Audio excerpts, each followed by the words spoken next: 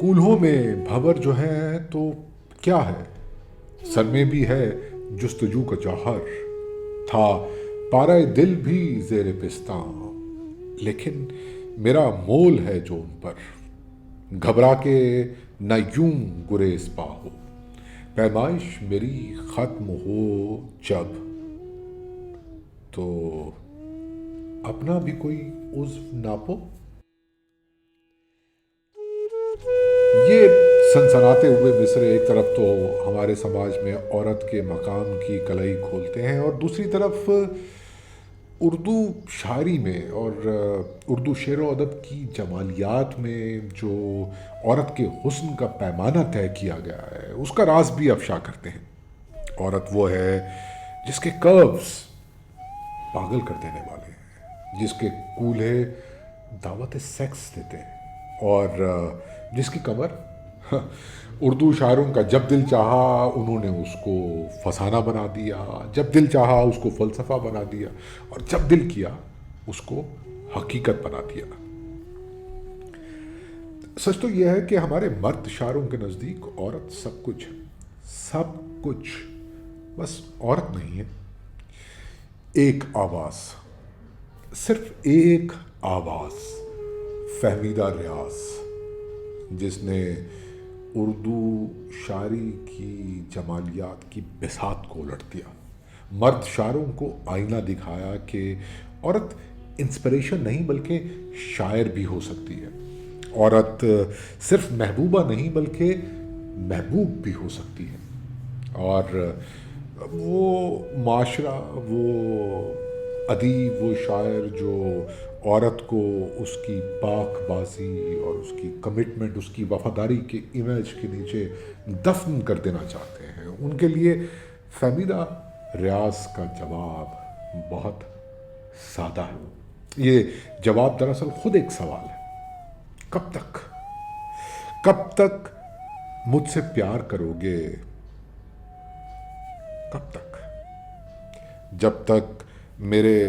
رحم سے بچے کی تخلیق کا خون بہے گا، جب تک میرا رنگ ہے تازہ، جب تک میرا انگ تنا ہے، پر اس سے آگے بھی تو کچھ ہے، وہ سب کیا ہے کسے پتا ہے؟ وہیں کی ایک مسافر میں بھی، انجانے کا شوق بڑا ہے، پر تم میرے ساتھ نہ ہوگے تب تک۔ فہمیدہ ریاض نے سماج اور رواج سے آدھا اور ادھورا انکار نہیں کیا بلکہ پورا مکمل انکار کیا، وہ انکار جس میں نہ پچھتاوے کی رمق ہوتی ہے اور نہ ہی کسی خوف کی جھلک۔ یہ انکار ان کا اعتبار تھا، ان کا شعری اعتبار جو ساری زندگی ان کے ساتھ رہا، اور مرنے کے بعد بھی یہی انکار ان کی پہچان بنے، یہی ان کی وصیت بھی تھی۔ یارو بس اتنا کرم کرنا، پس مرگ نہ مجھ پہ ستم کرنا،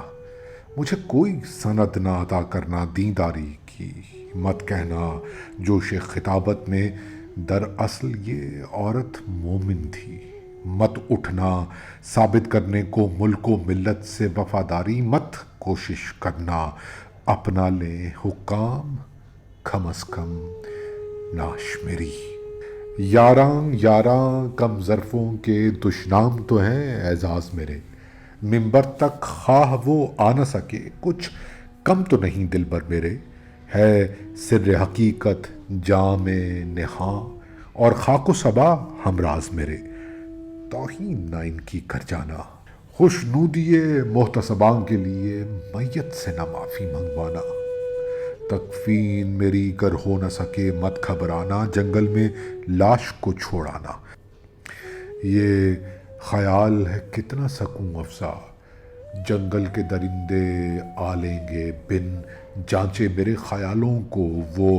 ہاڑ میرا اور ماس میرا اور میرا لال بدخشاں دل سب کچھ خوش ہو کر کھا لیں گے۔ وہ سیر شکم ہونٹوں پہ زبانیں پھیریں گے اور ان کی بے اسیاں آنکھوں میں چمکے گی تم شاید جس کو کہہ نہ سکو وہ سچائی۔ یہ لاش ہے ایسی ہستی کی جو اپنی کہنی کہہ گزری، تا